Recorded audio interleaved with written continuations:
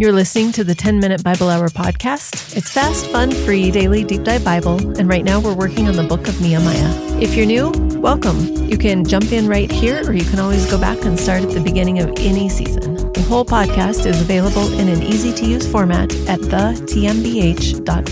We've had so much fun talking about Nehemiah chapter 9. I think I've used the term drink water in the desert in terms of reading through the Old Testament. It's just great that it feels like the team you've been rooting for, the people you've been rooting for, have finally come around and all together collectively in the fall of 444 BC under the leadership of Ezra. They all get together here at the narrative part of the Old Testament and they're like, God, you were right all along. And we were wrong all along. We were stiff-necked. We were stubborn. We refused to listen. Everything that is broken about the situation we now find ourselves in as subservient people in Persia, it's all our fault. And all we can do is throw ourselves at your mercy. All we can do is say that we get it, that we want your forgiveness, and that this is what we're going to do moving forward. We'll get into more of the specifics of what that this is what we're going to do moving forward stuff looks like in Nehemiah chapter 10. It's just been beautiful. I love this part of the Bible. But you know how sometimes you watch a movie, you read a book, you watch a TV show, and it feels like it's kind of wrapping up. And you're like, oh, everybody learned the lessons they needed to learn. The character arcs feel like they're about to resolve. But then you look at the runtime and you go, this isn't going to stick. There's a tension here that is yet unresolved. We have a long ways to go with this plot. Well, it's kind of the same thing with the Bible. You get to Nehemiah 9, feels like maybe we've got it figured out, but then you have that many pages left. And you figure out pretty quickly, okay, I got a whole testament to go here. This isn't going to totally work out. This is a nice step, but we're not done. And sure enough, even though great things happen in Nehemiah chapter 9, what we're going to discuss in the coming weeks as we land the plane on the book of Nehemiah is that some old problems that plagued the descendants of Abraham through the Old Testament get nipped in the bud right here. Well, not really nipped in the bud. That means you cut it off before it took hold. They get addressed right here after centuries of struggling with those issues. Things like intermarrying with their neighbors and then adopting their gods and their morality and rejecting God and worshiping idols. They move on from that. That's awesome. But also, without the constant cycle of failure to keep them humble, a religious pride sets in, and a certainty that their good behavior and that the system of rules and rules around rules and rules around rules around rules to make sure no one misbehaves, and sort of an integrated religious political state under the authority of Persia and then Alexander and his generals and then later Rome, those things become a source of great confidence for these repentant people and their descendants after the events of Nehemiah chapter 9. Fast forward 470 years after the events that we're reading here about in Nehemiah, and Jesus has showed up. The Messiah, the one who's going to be the cornerstone of God's whole redemptive plan, God in the flesh. This is what they were theoretically looking forward to all along. But a whole bunch of people, particularly the people who just happened to be in power and the religious leaders of the time of Jesus in the early first century, they were so spiritually damaged by their own pride and their own obsession with self over their newfound religious rigor that they don't recognize him. They don't know who Jesus is. And not only do they not sign up to follow Jesus or acknowledge him as Messiah, they actually have him killed. Kind of a big deal. That wasn't all the Jews who did this. Many followed. The first followers were all Jewish people. Christianity catches on amongst the descendants of Abraham for sure. But the leaders, for the most part, they were unanimous in saying, not only do we not like Jesus, not only do we not recognize him as Messiah and the Son of God, God in the flesh, but we're also going to work the system to make sure he gets dead as soon as possible. Well, joke's on them, because as you read through the Bible, you figure out that God raises Jesus from the dead just as was predicted on the third day, and Jesus ascends to the right hand of the Father and is completely vindicated legally, religiously, spiritually. Indeed, he is the King of the Jews.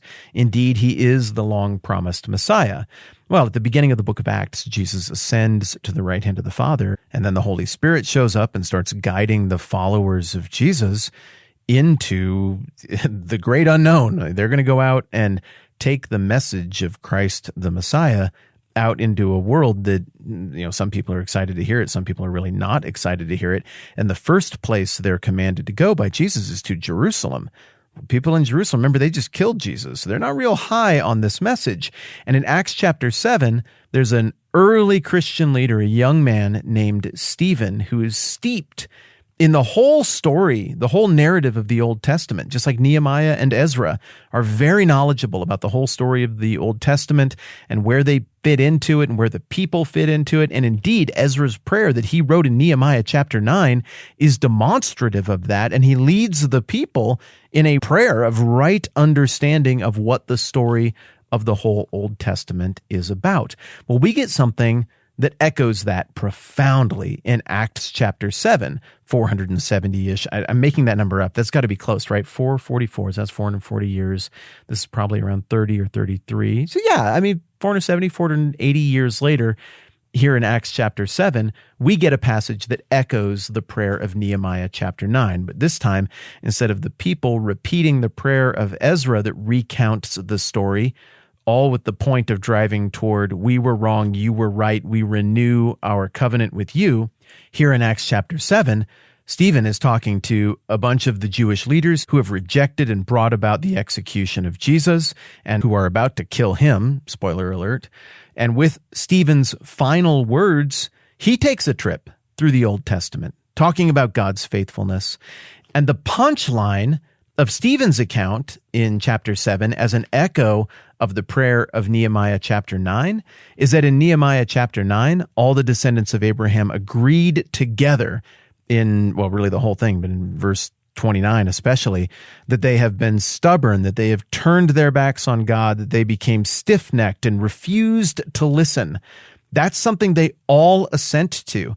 They say they persecuted the prophets, that they rejected the messages that God sent them, that they totally fumbled it and got it wrong, even though God was putting the truth of what was happening right in front of their faces.